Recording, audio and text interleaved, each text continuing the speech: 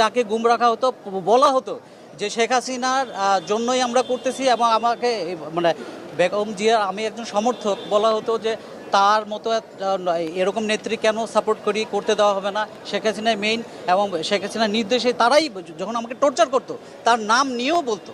হ্যাঁ, এবং তারা সব শেখ হাসিনার একদম ঘনিষ্ঠ লোকজন, এটা বোঝা যেত।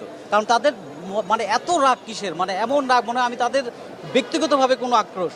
তারা যখন আমাকে টর্চার করতো, বিশ্বাস করেন তারা হাসাহাসি করতো, তারা খাবার খেত, হাসাহাসি করতো, উচ্চস্বরে ডিজে মিউজিক চলতো।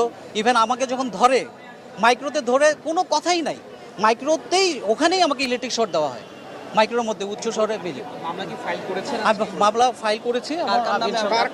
আমি প্রথমে সাবেক প্রধানমন্ত্রীর নাম দিয়েছি, তারপর স্বরাষ্ট্রমন্ত্রী এখানে আছে সাবেক, তারপর শহীদুল ইসলাম আছেন, তারপর র্যাবের মহাপরিচালক